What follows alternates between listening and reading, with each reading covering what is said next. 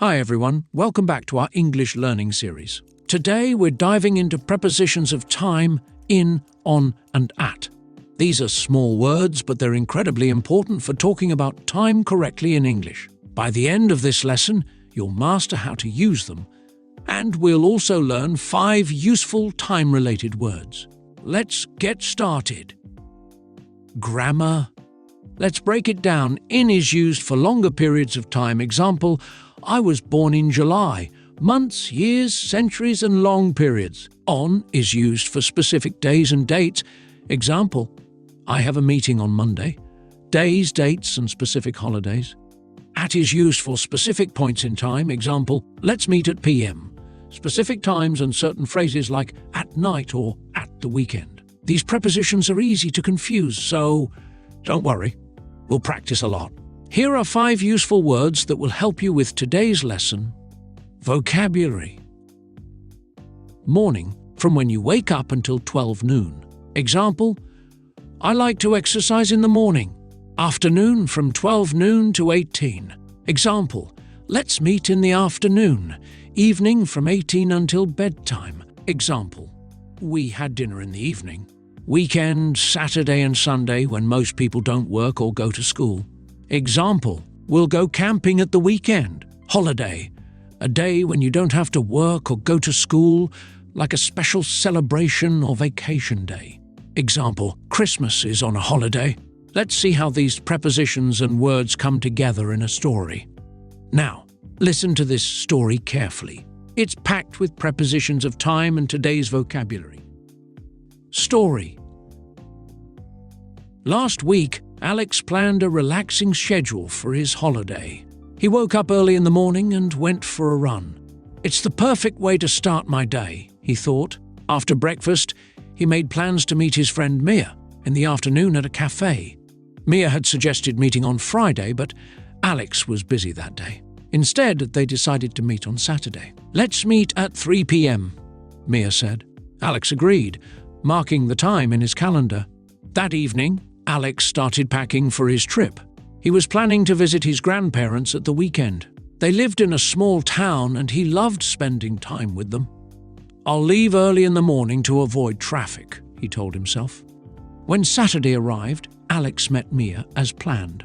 They had a great time catching up and sharing stories about their week. Mia talked about a movie she had watched on Monday, while Alex described how he spent his time reading books. On Sunday, Alex finally reached his grandparents' house. It feels so peaceful here, he said to himself, sitting by the fireplace. Spending the weekend with them was always the best way to end his holiday. Did you notice all the prepositions of time? Now, let's read the story together. Reading.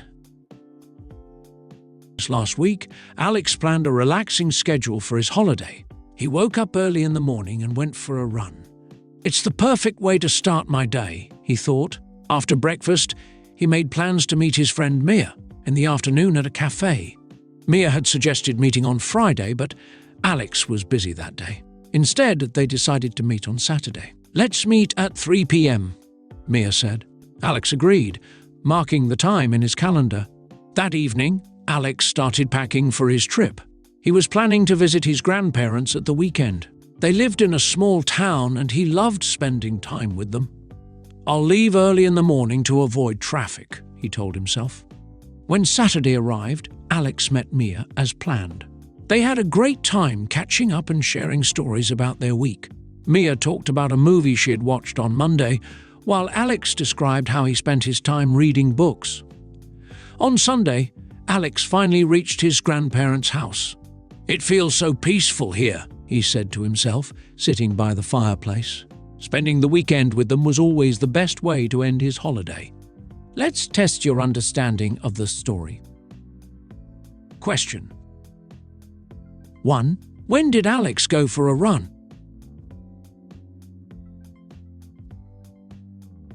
2. When did Alex and Mia meet?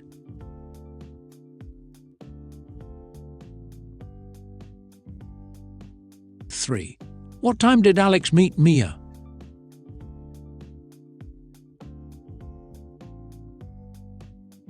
4. Where did Alex go at the weekend?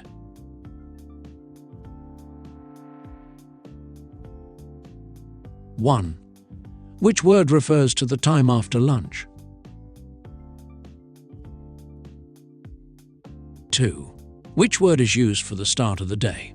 A night. B. Weekend. C. Morning.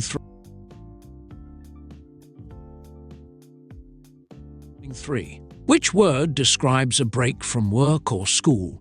A holiday. B. Evening. C. Weekend.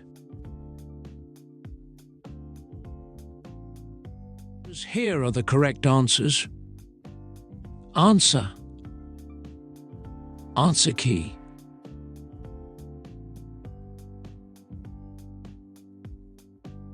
Well done. Did you get them all right? Today we learned about prepositions of time in, on, and at, and practiced words like morning, afternoon, evening, weekend, and holiday. Remember, prepositions help us organize time clearly in English, so keep practicing them in your daily life. Thank you for joining me today. This was the final episode in our grammar series, but stay tuned for more exciting lessons. Keep practicing, and I'll see you soon.